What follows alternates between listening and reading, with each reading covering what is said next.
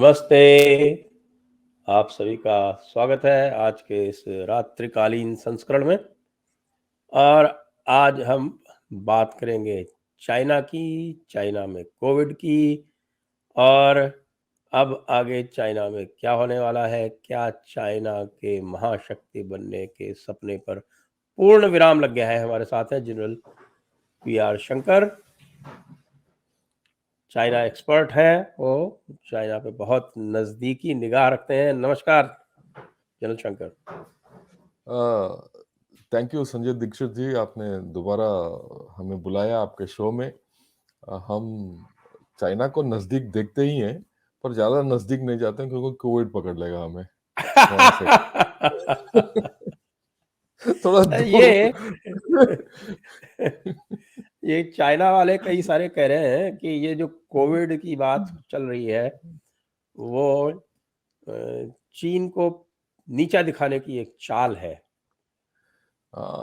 ये तो चीन बोलेंगे ही, बोलेंगे। चीन ही नहीं, काफी ये व्हाट्सएप वगैरह में आया है कि ये भाई यहाँ तो कुछ हो नहीं रहा। जो ये भी अगर कल के दिन बोलेंगे ये वुहान वायरस किस चिड़िया का नाम है। ठीक है ना, वो बोल सकते हैं, पर मैं मेरे को कोई इसके ऊपर क्या बोलते हैं उसको, पर्सनल राय नहीं है। चीन में वायरस है या नहीं, कोविड है कि नहीं, हम कौन होते हैं बोलने वाले। चीनी को खुद बोलना चाहिए कि है कि नहीं। इसीलिए मैंने क्या है कि आपको सब दर्शकों को दिखाने के लिए कुछ स्लाइड्स इकट्ठा किया, राइट। वो हम देखेंगे और वो साथ साथ आपको एक्सप्लेन करता जाऊंगा। फिर खुद अंदाजा लगा सकते हो कि चीन में कोविड है कि नहीं। सबसे पहले तो ये बात है। तो आप स्लाइड दिखाइए। देखिए, ये जितने स्लाइड में दिखा रहा हूँ ये दृश्य हैं साउथ चाइना मॉर्निंग पोस्ट के। ये मेरे नहीं है, ना हिंदू का है, ना रिपब्लिक टीवी का है, ना न्यूयॉर्क टाइम्स का है, ना गार्डियन लंदन का है, या जापान टाइम्स का नहीं है। ये साउथ चाइना मॉर्निंग पोस्ट है। इसीलिए मैंने वो बड़ा लिखा है, corona virus pandemic South China Morning Post. उनका पिक्चर है और उनका हेडलाइन है, uncertainty is the word of the day as part of zero covid exit. ठीक है। तो राइट, या और ये जितने स्लाइड में ये बनाए हूँ, ये हेडलाइन है साउथ चाइना मॉर्निंग पोस्ट के, और पिछले एक दो दिन के हैं और कुछ तो आज के हैं। ये खुद बोल रहे हैं, what we need is paracetamol. Chinese authorities face backlash over drive to hand out traditional medicine. यानी उनका कोई ट्रेडिशनल मेडिसिन है, चूरन चूरन खिला रहे हैं सबको, राइट। ये अफवाह जो फैला रहे हैं कि कुछ कोविड ही नहीं है, वो भी चूरन है, वो इंटरनेशनल चूरन है, खुद को तो पैरासिटामोल भी नहीं दे रहे हैं, राइट। ये भी एक ये है कि भाई कोविड ना, जिसका कम है, इनफैक्ट इनका एक काउंट के मुताबिक कोविड कम हो रहा है चाइना में। और ठीक, तो ये ऐसे ऐसे अफवाह फैला रहे हैं खुद। और ये उनका मानना है, उनका एक रिपोर्टर का, why zero covid won't revive Chinese economy. इसका मतलब यह है कि उनको पूरा यकीन है कि इनका अर्थव्यवस्था टफ होने वाला है। जो हम, मेरे ख्याल में 2-3 महीने पहले हमने ये बातचीत किया था कि इनका जी हाँ। अर्थव्यवस्था उस समय ये कोविड वाली प्रॉब्लम नहीं थी, तभी हमने ये बात की हाँ थी। हाँ, तभी हमने बात किया कि कोविड पकड़ेगा और उनका अर्थव्यवस्था डाउन जाएगा, राइट। और ये भी देखिए, zero Covid puts China put zero Covid behind with a new face of living with the virus. मैं तो ये बोलता हूँ कि ये लिविंग विद द वायरस लोगों के लिए है और abandoned by the government. Government ने छोड़ दिया इनका हाथ। ठीक है ना। जो स्वर्ग से आया है ना इनका रूलर लेके पूरा पर्चा कि हम रूल करेंगे, उसने चाइना में नर्क बना दिया। ठीक है, स्वर्ग टू नर्क स्टोरी है इनका। ओके, जी। राइट। और ये इनका खुद का एक्सपर्ट बोल रहे हैं, इनके खुद के चाइनीज एक्सपर्ट बोल रहे हैं, बीजिंग्स कोविड में वेव में have peaked by China tsunami of cases is month from easing. मतलब चलता रहेगा ये, ऐसी बात नहीं है, राइट। ये इनका ये प्रॉब्लम है, जैसे आपने डंजो वगैरह का राइडर है, वो भी बुखार होके पड़े हैं, हो नहीं रहा डिलीवरी वगैरह। इनका मॉर्ग्स ओवरवेल्म्ड हो गए, लोग मर रहे हैं, चिताएं जलने के लिए जगह नहीं है उनके जलाने के लिए। इन्होंने पिक्चर तो दिखा दिया जब हमारा कोई प्रॉब्लम था, वो एक रॉकेट चला रहे थे और हमारा शमशान घाट को दिखा दिया पिक्चर में। अब उनको खुद दिखाना चाहिए अपने आप को एक आईना लगा के, राइट? और इनका मैन्युफैक्चरिंग का भी टफ हो गया, राइट? ये भी है, ये इम्पोर्टेंट है। ये बात ये है कि ये रूरल चाइना जो है ना, बाहर सिटीज के बाहर के इलाका, विलेजेस में, गांव में, वहां क्या है, हेल्थ फैसिलिटीज ज्यादा नहीं है, आबादी ज्यादा है, और वहां अगर एक ये कोविड घुस गया तो प्रॉब्लम होगा इनके लिए, ये इनका ये डर है ये। और ओके, और इनके जितने बड़े बड़े शहर हैं सब अफेक्टेड हैं। इनका ये मानना है कि जनवरी तक सब ये गायब हो जाएगा, पर हमें पता है इतने साल के बाद, 3 साल हो गए अभी तक इंडिया में, और यहाँ मैं जहाँ यूएसए में बैठा हूँ, वो केस बढ़े जा रहे हैं। और चाइना जैसे देश जिनके पास वैक्सीन ठीक नहीं है, इनको कोई इम्यूनिटी नहीं है, हर्ड इम्यूनिटी नहीं है, तो ऐसे कैसे जाएगा? ये तो इनका खुद का मानना है। और अगर आप देखोगे ये दो दिन पहले का है, और बीजिंग में डॉक्टर्स नहीं है, हॉस्पिटल ओवरवेल्म्ड है, यानी कि मतलब बाहर से डॉक्टर मंगा रहे हैं। इनका कैपिटल है ये, देश का capital, right? Okay, near breaking point बोल रहे हैं इनका पूरा हेल्थ व्यवस्था। ये तो पहले ही पता था कि ये जो सुपर पावर सोचता है अपने आप के पास को, इनके पास हेल्थ फैसिलिटीज नहीं है। इनफैक्ट अगर आप देखोगे, एक्चुअली कंपेयर करेंगे, जीडीपी वगैरह मारो गोली, हमारा सिस्टम, हेल्थ सिस्टम जो है ना, इनसे बहुत बेहतरीन है। हमारा वैक्सीनेशन सिस्टम देखिए, पब्लिक हेल्थ सिस्टम देखिए, हमारा हॉस्पिटल सिस्टम देखिए, हमारा इनोवेटिवनेस देखिए। देखिए जब सेकंड वेव आया था हमारे देश में, हम जूझ रहे थे, इसमें कोई डाउट नहीं है। गवर्नमेंट ने भी सही कदम नहीं उठाया, हम लड़खड़ा रहे थे, पर हमने सीखा है। उसके बाद जो हमारा रिकवरी हुआ है वो मतलब लाजवाब है। इनको देखिए, 3 साल से पता था इनको कि इनके प्रॉब्लम है, इनके वैक्सीन ठीक नहीं है, इनके हेल्थ व्यवस्था ठीक नहीं है, फिर भी 3 साल के बाद जब अपने आप ये इनको जीरो कोविड बदलना पड़ा पॉलिसी, ये हालत है। ये बात ये है कि ये कोई सुपर पावर नहीं है, ये नॉर्मल देश है, जो जिसमें ये जो कम्युनिस्ट लोग हैं सोचते हैं वो सुपर पावर है, वो है ही नहीं। इस ओके, देखिए एक और आज का है आज का है। ये जो, हाँ, नहीं मतलब ये मेरे पास ईमेल में साउथ चाइना मॉर्निंग पोस्ट ने भेजा है, क्योंकि मैं सब्सक्राइबर हूँ। चुन चुन के ओके। इन्होंने भेजा है हमारे पास। ये 19 नवंबर का है, दिसंबर का है, 19 दिसंबर, और आज कितने दिन, 7 दिन की तो बात है। No ibuprofen, no aspirin, absolutely nothing, ये खुद लिखते हैं। ये कोई पीआर शंकर ने या संजय दीक्षित ने नहीं लिखा ये आर्टिकल, इसीलिए मैं वहाँ जो लेखक है वो भी, उसका नाम भी दिखा रहा हूं मैं इसमें, ठीक है ना? अच्छा, अभी क्या है, ये तो लेटेस्ट है, ये 27 दिसंबर का है। जापान ने क्या बोला, जितने चाइना एयरलाइंस के हैं वो उनको मना कर दिया कि यहाँ लैंड करो आप। उनको, जापान बगल में है चाइना के, वो बोल रहे हैं कि भाई आप मत आना इधर। और ओके, अच्छा, ये एक अजीब सा चीज है, वो कंजम्पशन बढ़ाने के लिए वो सबको पैसा दे रहे हैं, अभी चाइना बांट रहा है पैसा अपने गरीबों के पीस, जाके अपना खर्च करो, ठीक है ना? हम्म। हम्म। इसका मतलब एक तो इकोनॉमी, अर्थव्यवस्था काफी हालत खस्ता है, और गरीबों के पास पैसा नहीं है।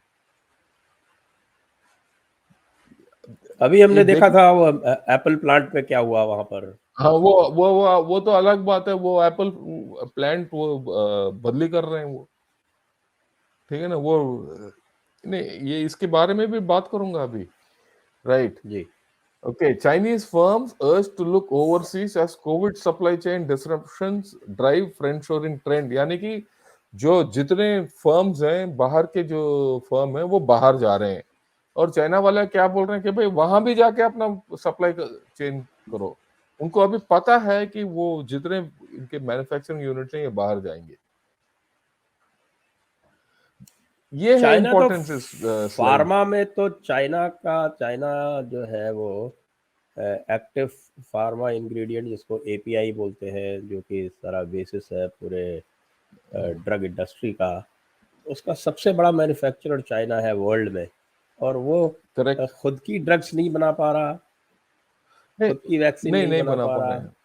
नहीं, उनका उनको देखिए वैक्सीन नहीं बना पा रहे हैं, वो ड्रग्स नहीं बना पा रहे हैं, ऊपर तो ऊपर इनके पास खाना भी नहीं है। आप आश्चर्यजनक बात यह है, इनके पास फूड टेक्नोलॉजी नहीं है। हाल ही में 1-2 दिन पहले मैंने एक आर्टिकल देखा जहां शी जिनपिंग गए हुए थे किसी गांव में, और वहां बोल रहे हैं कि किसानों को भाई अनाज उगाओ, क्योंकि उनके पास फूड टेक्नोलॉजी नहीं है, इनका फूड सिक्योरिटी का प्रॉब्लम है।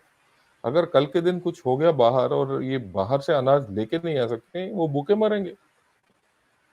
ये तो देख, ये तो बोलने वाली बात है कि ये कम्युनिज्म है, सबसे बेहतरीन फॉर्म ऑफ गवर्नमेंट गवर्नेंस है, हमारे पास पैसा है, सब कुछ है। देखिए इनके पास मेडिसिन नहीं है, वैक्सीन नहीं है, खाना नहीं है।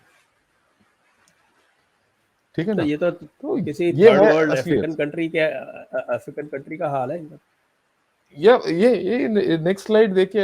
एक और चीज इनका अर्थव्यवस्था के बारे में हम इसमें बहुत इंपॉर्टेंट ये चीज है, ये देखिए। China eases Covid rules to spur economic growth, but US company still plot manufacturing shift, यानी कि यूएस कंपनी जितने हैं वो बाहर जा रहे हैं। राइट। तो जी ये जी। है, थैंक यू, ये है इनका एक्चुअल असलियत। तो ये सोचने की बात है कि क्या इनका अर्थव्यवस्था आगे जाए के बढ़ेगा, नहीं। मैंने फॉरेन अफेयर्स में एक बहुत अच्छा आर्टिकल पढ़ा, जिसमें वो चाइना का डिक्लाइन के बारे में बात कर रहे थे, जिक्र कर रहे थे। और उनका जी ये मानना है कि चाइना का ग्रोथ रेट जो है 2 या 3% के बीच में होगा आगे जाके। अगर 2 या 3% के बीच में होगा तो एक बड़ा इकोनॉमी नहीं बनेगा, यूएस इकोनॉमी को पार नहीं करेगा। और ये बात सिर्फ वो फॉरेन अफेयर्स का एक्सपर्ट ही नहीं, ये Japan centre of economic research, उन्होंने भी यही बताया। और जर्मनी का एक ये है ड्यूश बैंक का एक कॉन्सेप्ट पेपर है, इमेजिन 2030, उन्होंने उसमें भी यही बताया। और उन्होंने ये भी बताया कि भारत का अर्थव्यवस्था $7 ट्रिलियन पहुंच जाएगा उस तब तक। और Japan centre of economic research बोलता है कि 2030 तक ये जापान इंडिया जो है ना नंबर 3 इकोनॉमी बन जाएगा दुनिया में। तो अगर आप ये पूरा देखेंगे तो चीन ऐसा नहीं है कि वो पार होके अर्थव्यवस्था वो बढ़ रहा है, जैसे हमने पहले डिस्कस किया है, वो डाउन हो रहे हैं। अगर मान लो डाउन भी नहीं हो रहे तो वहीं उनका स्टैग्नेशन लेवल पे आ गए। और इसके लिए जो शी जिनपिंग का जो मॉडल है, जो अथॉरिटेरियन मॉडल है, जो वो माओ के ज़माने में वापस चले गए, जो डंग शॉपिंग में जो ओपननेस लाई थी इकोनॉमी में, उससे वापस जाने का एक बहुत बड़ा कारण है। क्योंकि मुझे लगता है कि अ, कितनी भी डेमोक्रेसी कितनी भी chaotic हो, लेकिन उसमें एक इंफॉर्मेशन ओवरलोड जो होता है डेमोक्रेसी में, वो क्राइसिस को हैंडल करने में अधिक सहायक है यदि गवर्नमेंट रिस्पॉन्सिव हो तो। और जहाँ इंफॉर्मेशन अंडरलोड है या इंफॉर्मेशन डेफिशिएंसी है, वहाँ इस तरह की क्राइसिस को मैनेज करना बड़ा मुश्किल हो जाता है। आप क्या सोचते नहीं, आपने बिल्कुल सही बोला है। एक और खासियत है गवर्नमेंट डेमोक्रेसी में। देखिए, डेमोक्रेसी ऐसी चीज है कि हर नेता को, चाहे वो प्राइम मिनिस्टर मोदी हो या राहुल गांधी हो, वो जनता के सामने होके खड़ा होके वोट लेना पड़ता है। और आज के दिन और इस युग में कोई ऐसे भारतीय बेवकूफ नहीं है कि वोट दे दे फ्री में, जब तक कोई गवर्नमेंट कुछ न कुछ तो करे। ठीक है ना? तो अगर गवर्नमेंट लड़खड़ा रही है डेमोक्रेसी में, लोग बोलेंगे, 4 आवाज उठेंगे, एक आवाज तो सुनना पड़ेगा, एक या 2 आवाजों को सुनना पड़ेगा और गवर्नमेंट आपको अपना रुख बदलना अनिवार्य हो जाता है, राइट? ये है खासियत डेमोक्रेसी में। वहां क्या है, इतने लोग बोल रहे हैं, एक आदमी है वो सुन नहीं रहा, वो उसके दिमाग में जो है वो चला रहा है, और उसने 3 साल तक बोल दिया कि भाई मैंने ये कोविड के ऊपर जीत हासिल कर लिया, और पूरा दुनिया में बोलता आया है कि अ, ये कम्युनिस्ट फॉर्म ऑफ गवर्नमेंट से बेहतरीन और कुछ है ही नहीं, और डेमोक्रेसी सबसे वर्स्ट है। अभी कहाँ है? अभी तो सबसे वर्स्ट निकला है, और हम नहीं बोल रहे हैं ये जितने हम बोल रहे हैं, जो भी हम बोल रहे हैं, ये खुद वो एक मैंने विस्तार में वो एक आर्टिकल को परखा नहीं, पर मैं अभी बताऊंगा। उसमें एक चीनी रिपोर्टर ने पूछा है कि भाई हमारे गवर्नमेंट के पास 3 साल था, क्या किया हमारे लिए? तो ये है सोचने की बात कि पर मेरे पास एक और इम्पोर्टेंट मुद्दा है जो मैं आपसे बात करना चाहता हूँ। जी, हमें जी। पता है कि चीन China is going to decline, its comprehensive national power is going to stagnate, accepted. उनका मैन्युफैक्चरिंग बाहर जाएगा, वर्ल्ड जो है ना उनके ऊपर कोई ट्रस्ट नहीं है, और इंडिया एक उभरता हुआ देश है, और हमारे प्रॉब्लम्स हैं इंडिया और चाइना के बीच में। तो ये डेंजर है हमारे लिए। ये चीज है जो मैं आपसे डिस्कस करना चाहता हूँ, क्योंकि एक डूबता हुआ सितारा ना सबको लेके जाएगा साथ। ये हुआ था ना हाँ 1962 में, बिल्कुल। माओ ने जब इंडिया के ऊपर आक्रमण किया था, तब उस समय माओ जो थे वहाँ पे वो ग्रेट लीप फॉरवर्ड करेक्ट। का जो आफ्टरमाथ था, फैमिन्स चल रहे थे, बहुत सारी प्रॉब्लम्स थी, तो उसको डाइवर्ट करने के लिए माओ ने भारत पर आक्रमण किया। डंग शाओपिंग ने भी अपने शुरू शुरू में पावर कंसोलिडेट करने के लिए 79 में वियतनाम पर आक्रमण किया। करेक्ट। तो ये तो बिल्कुल इनका एक तरह से कॉपी बुक रूल है कि जब ज़्यादा करेक्ट। प्रॉब्लम हो इंटरनल, तो बाहर आक्रमण करके और फिर लोगों को है आपस में वो करो।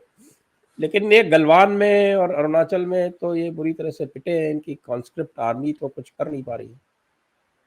देखिए इनका, आपने जो बोला सही बोला है, पर बात यह है कि ट्राई करेंगे, कोई एक वीक स्पॉट के ऊपर अटैक करके ट्राई करेंगे कि हमें धकेल दें, या कोई इनके लिए एक छोटा सा जीत भी एक बड़ा जीत करके वो प्रोपागेंडा में बदल बदल देंगे। ये जो यांगजी में हुआ था हाल ही में, जो हमने पिछले हफ्ते डिस्कस भी किया था, ये एक उसका उसका एक ट्रेलर है, ये अटेम्प्ट का ट्रेलर है।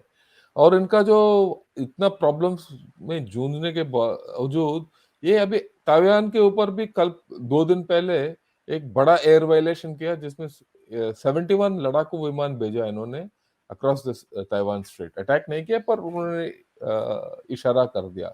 दोनों अगर देखोगे तो ये जी जिनपिंग के आइडिया प्लान में है कि कहीं ना कहीं एक्सटर्नलाइज करने के लिए, जैसे आपने बताया डेंग जियाओपिंग वियतनाम के ऊपर अटैक किया, और माओ भारत के ऊपर अटैक किया 62 में। तो मेरे को कोई डाउट नहीं है कि अगर आप ताइवान और भारत का तुलना करेंगे, भारत के ऊपर अटैक करना उनको पॉलिटिकली ज्यादा महत्वपूर्ण है, क्योंकि भारत के ऊपर अटैक करने का इनका सिलसिला है। पिछले 2 साल में देखिए सिलसिला है, इतने बॉर्डर स्कर्मिशेस और फेस ऑफ्स हो गए जो अपने इतिहास में कभी नहीं था। एक और चीज मैंने थोड़ा रिसर्च करके देखा, जब से ये जी जिनपिंग 2012 में उसने अपना पद इख्तियार किया, तब से इंडिया के साथ फेस ऑफ बढ़ते गए। और जो मेजर फेस ऑफ आप हिस्ट्री देखोगे, देपसांग फेस ऑफ, चूमर, डेमचौक, पहले ये 2012 से, ठीक है ना, आप देखोगे ये जब भी ये इंडिया आया और मोदी साहब को मिले, अब उसके साथ साथ ये फेस ऑफ हुआ, या उसके बाद में फेस ऑफ हो गया, या उससे पहले फेस ऑफ करके बैठे हैं। इनफैक्ट 2013 में जब पहली बार मेजर इनकर्शन हुआ था, वो उसके 1 महीने बाद वो ली की चैंग, जो इनका प्राइम मिनिस्टर था, वो इंडिया आने वाला था। तो, और 2013 में जब पहली बार मेजर इनकर्शन हुआ था, वो उसके 1 महीने बाद वो ली की चैंग, जो इनका प्राइम मिनिस्टर था, वो इंडिया आने वाला था। तो और पिछले 10 साल में मोदी साहब का और जी जिनपिंग का 18 मुलाकात हुए हैं, कहीं ना कहीं समिट मान लो या बाहर मान लो। इतने मुलाकात होने के बाद, इतने बातचीत करने के बाद, इतना शांति के बारे में बात करने के बाद, इतना ट्रेड और कोऑपरेशन के बारे में बात करने के बावजूद इनका रवैया कैसा रहा? हड़प लो, या डोकलाम मान लो, ईस्टर्न लद्दाख मान लो, नॉर्थ सिक्किम ट्राई किया, अभी यांगसे में ट्राई कर दिया। तो इससे क्या हम इसका परिणाम क्या है? वो बोलते हैं कि ताइवान हमारा फर्स्ट प्रायोरिटी है, पर उसके साथ कुछ करने की हिम्मत नहीं हुआ आज तक। किस लिए, वो अलग बात है। इनके पास शक्ति नहीं है, क्षमता नहीं है, क्योंकि वहां यूएसए के साथ लड़ने का हालत आएगा। पर वो ट्राई कर रहे हैं हमारे साथ। वो शांति के बात करते रहते हैं, पर एक्चुअल यहाँ शुरू करते हैं। तो मेरा मानना है हमारा प्रायोरिटी है। जी जिनपिंग को कोई कहीं ना कहीं इसका एक वहम है कि भारत को नीचे दिखाने का, और मेरे ख्याल में, मेरे को डाउट नहीं है इसमें। इनफैक्ट मैंने एक आर्टिकल भी लिखा है इसके ऊपर कि जी जिनपिंग जो है ना, वो इंडिया फिक्सेटेड है, राइट। तो हमें थोड़ा सतर्क रहना पड़ेगा। आपका सोच विचार क्या है इसके बारे में, बताइए। मैं तो इसीलिए मैंने तो वो आपको 1962 और 1979 वाला इंस्टेंस बताया, क्योंकि 1962 में वो माओ से तुंग को चैलेंज हो रहा था विद इन कम्युनिस्ट पार्टी, और वो पूरी इकोनॉमी बस थी, फैमिन्स हो रहे थे। और 79 में डेंग शाओपिंग को अपनी पावर कंसोलिडेट करनी थी। माओ हैड जस्ट डाइड, माओ के मृत्यु के तुरंत की बात है वो। और इस समय जो है वो पूरे विश्व में शी जिनपिंग का मजाक उड़ रहा है। और जिस तरह का वो व्यक्ति है, ईगोइस्टिक, यानी कि लोग तो ये भी कह रहे हैं कि चाइना की हालत केवल इसलिए हुई है ऐसी क्योंकि शी जिनपिंग की ईगो के कारण उन्होंने दूसरे स्थानों की वैक्सीन नहीं ली, बल्कि उल्टा प्रोपेगेंडा करते रहे। आपको पता है कि हमारे यहाँ जो चाइनीज प्रोपेगेंडा मशीन है वो क्या कह रही थी? India should keep aside it's ego and import vaccine from China. China हमारे वो अगर एक हम सबा नकवी है, वो क्या कह रही थी उस दिन कि दे आर जो भी है। Vaccinating some 4 million people daily।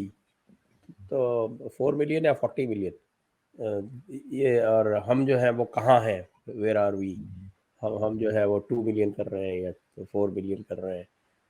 तो ये इस तरह का जो ये खाली प्रोपेगेंडा से ना तो ज़मीन की वॉर जीती जाती है और ना हेल्थ की वॉर जीती जाती है, ये तो पक्का हो गया।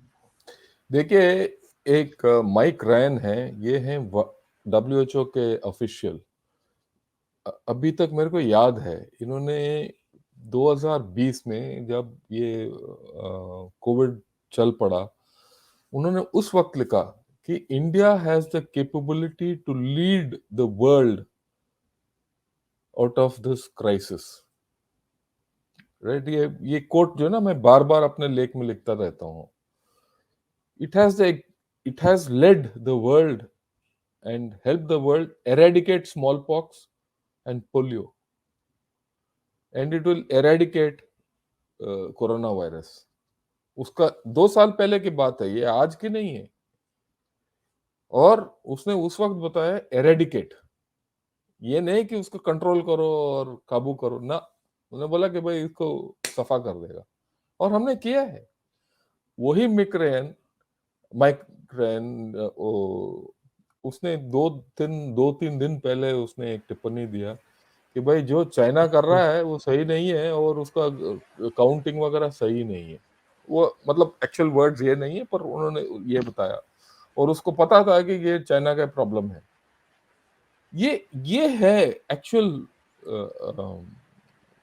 क्या सच। ओके, हमारा प्रॉब्लम क्या है इंडिया में कि हम अपने आप के ऊपर भरोसा कम करते हैं, राइट। जिस दिन हम अपने आप के ऊपर भरोसा करना सीख लेंगे तो हम मान लो एक सुपर पावर बन गए। ऐसी बात नहीं है कि देखिए आप अपना आर्मी के ऊपर, नेवी और एयरफोर्स के ऊपर भरोसा रखिए, वो जीत हासिल करेंगे।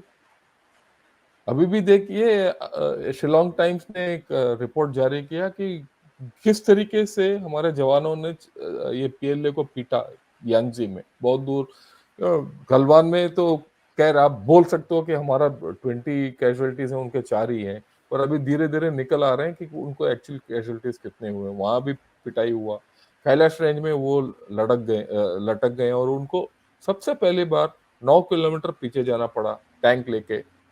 और यहाँ एनजी में भी ये पिट गए। हमारा इंडियन आर्मी फिट है, उसी तरीके से हमारा हेल्थ सिस्टम फिट है। देश जो है ना हमारा, अपने आप के ऊपर हम अगर भरोसा रखेंगे, कुछ भी हम हासिल करेंगे।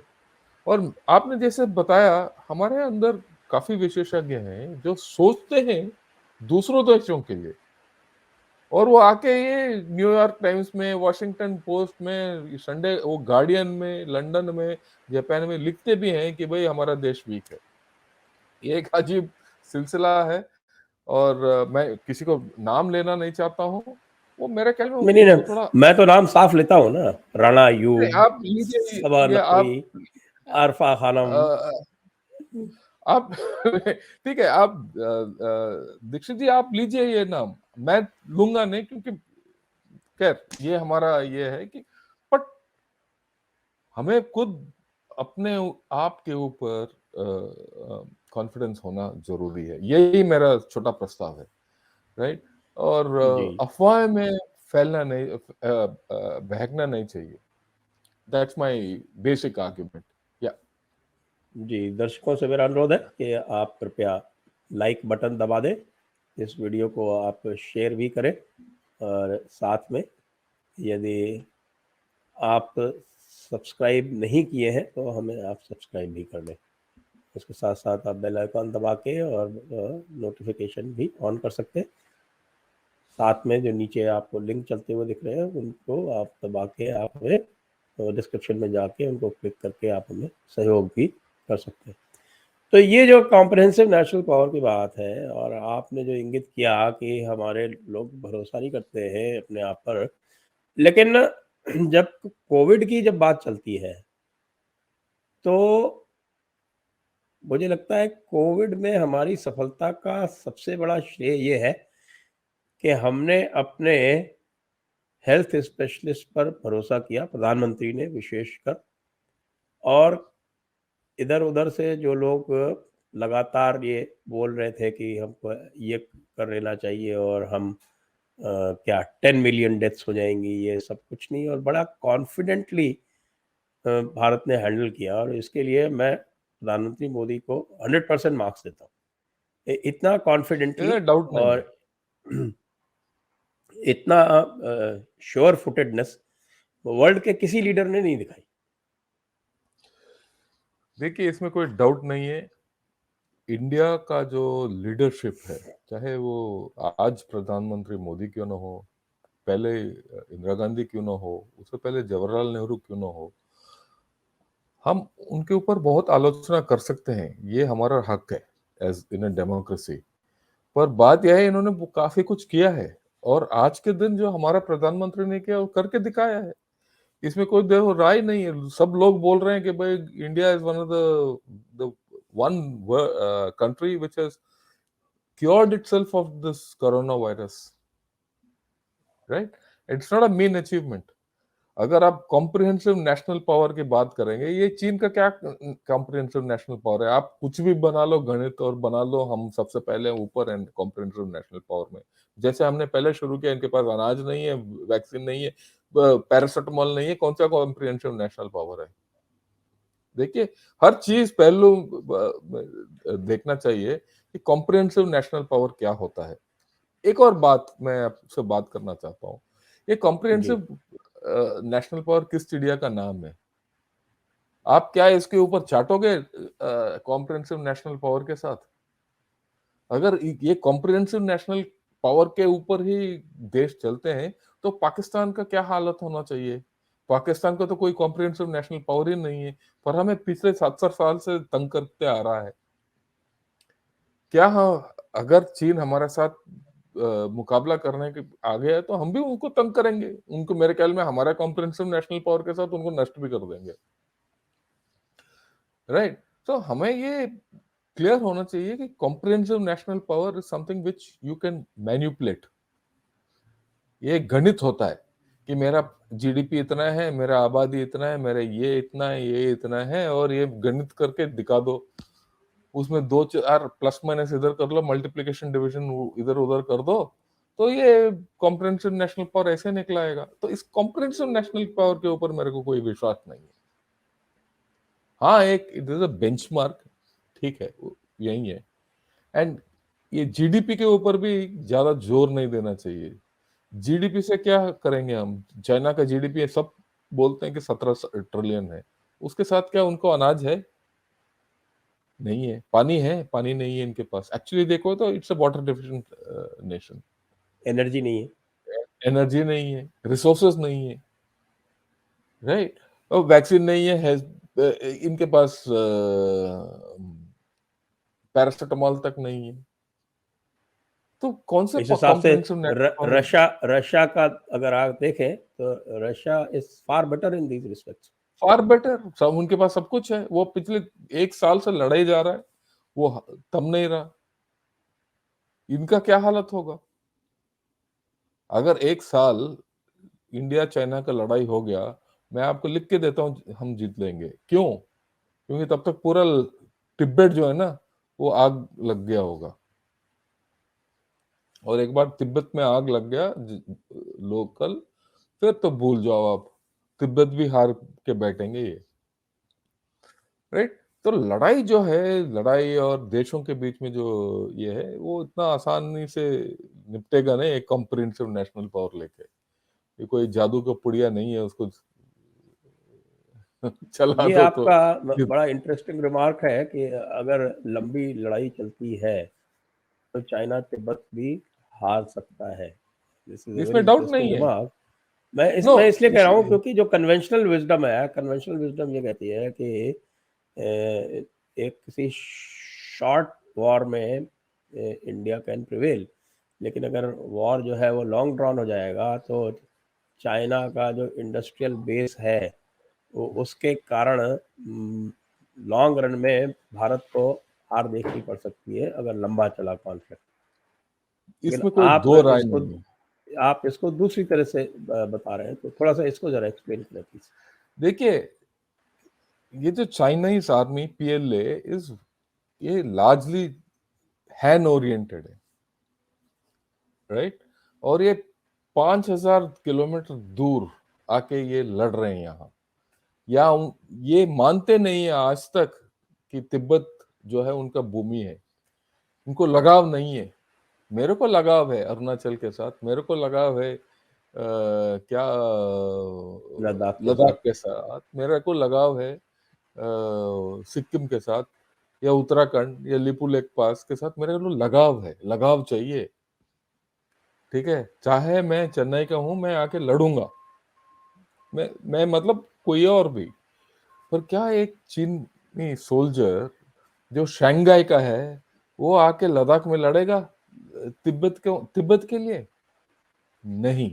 क्यों? ये इसलिए नहीं कि मैं बोल रहा हूं, उनका सोच विचार ये है।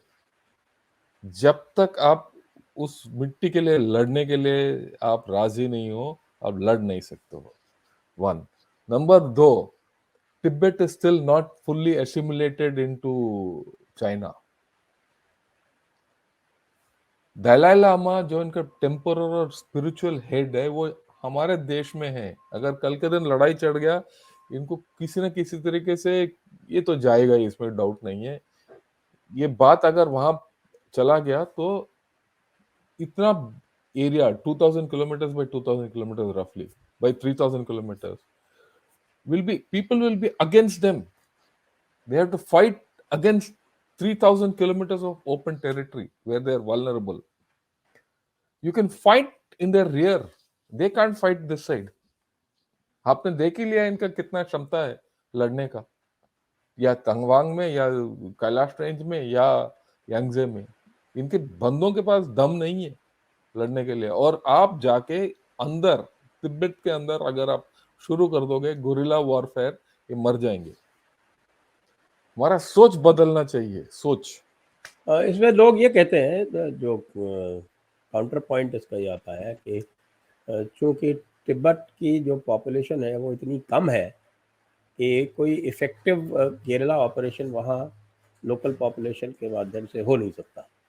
देखिए, ये आपका बात सही है, क्योंकि इन्होंने काफी पैसा दिया है, इनको ने इंफ्रास्ट्रक्चर बनाया, सब कुछ बनाया है, काफी तिब्बत है, वो तिब्बतियंस जो है ना वो शांत हो गए,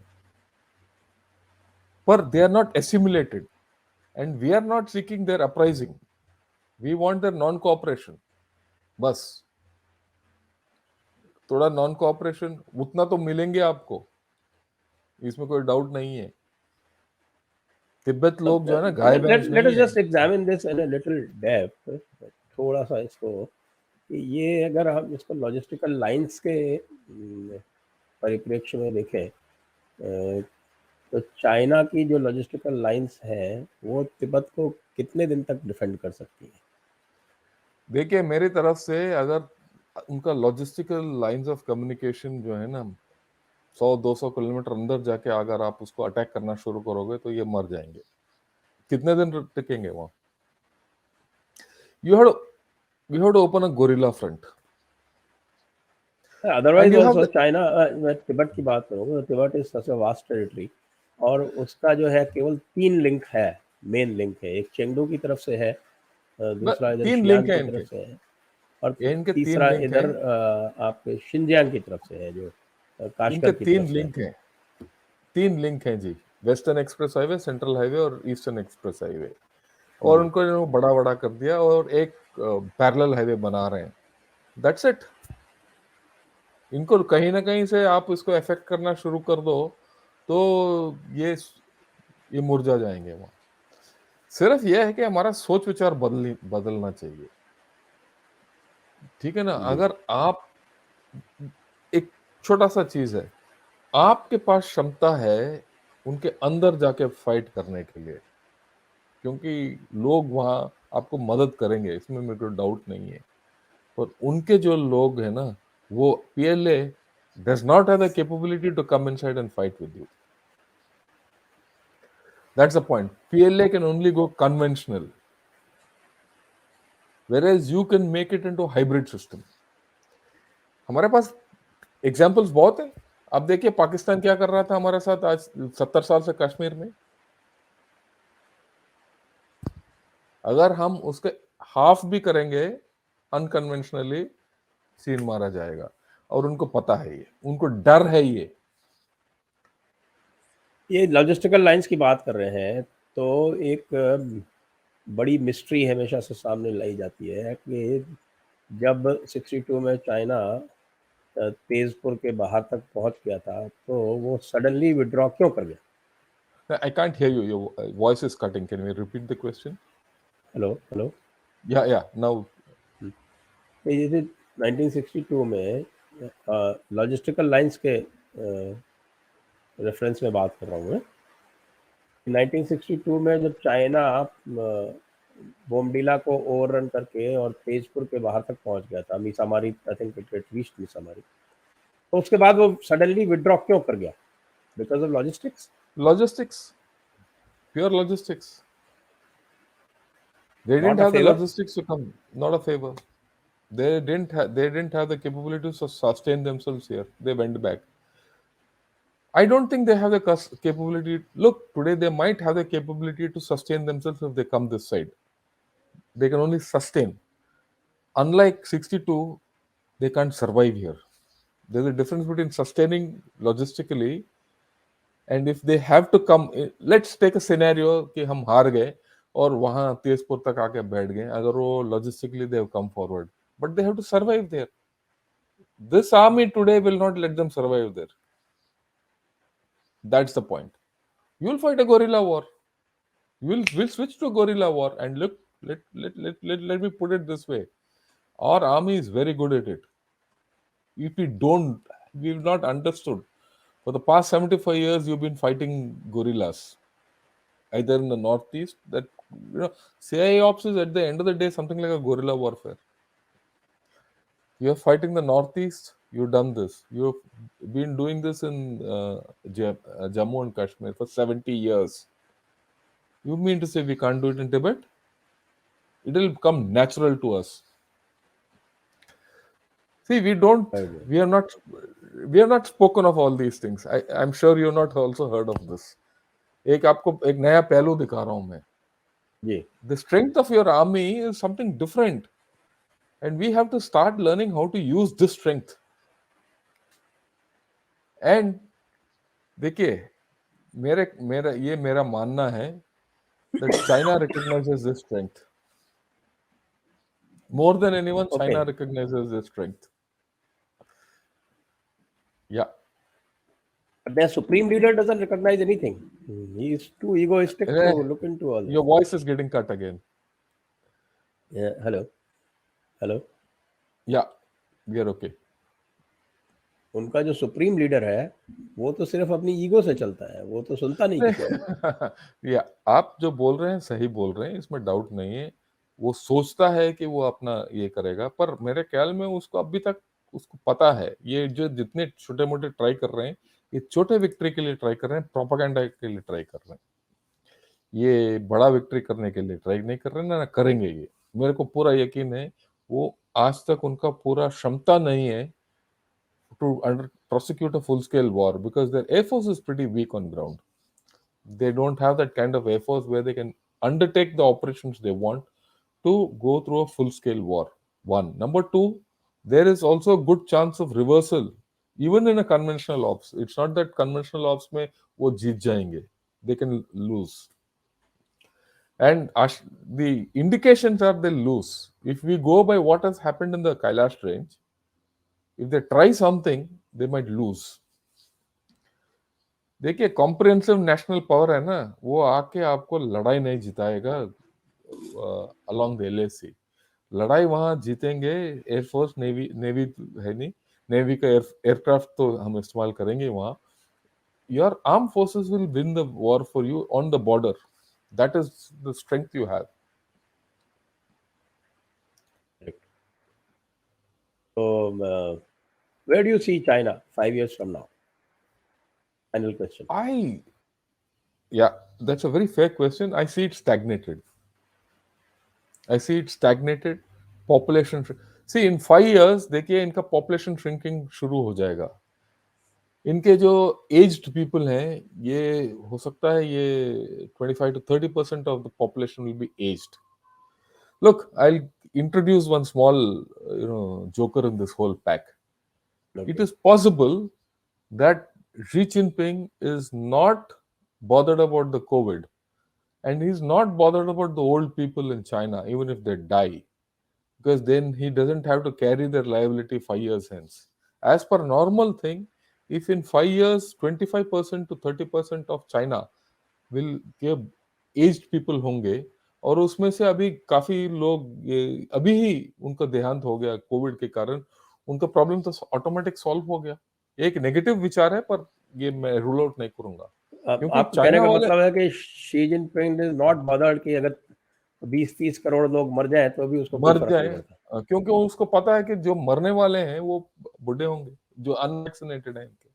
it will, but then it will shrink their population. Their overall population would have started shrinking by then, which is already started. Their working level population has started coming down from 2015. It's not today. Their productivity has gone down. And in 5 years, I'll put a figure on this now. I expect that the relocation and reshoring of manufacturing, at least 25% would have happened. If 25% reshoring or manufacturing capacity is down, then GDP will definitely stagnate. Right? It will not go anywhere. And you might find them in more problems than what you are actually finding them today. Right? These 2-3 things I'm very clear. Okay. तो इस point पे अब हम इस वार्ता को समाप्त करेंगे। आपका बहुत बहुत धन्यवाद जनरल शंकर। एक बार दर्शकों से पुनः आग्रह है कि कृपया इस वीडियो को शेयर करें, इसको लाइक करें, चैनल को सब्सक्राइब करें और चैनल को फाइनेंशियली सपोर्ट भी करें। Thank you general Shankar once again. Thanks a lot, welcome. Jai Hind, Vande Mataram. Jai Hind, thank you and Vande Mataram.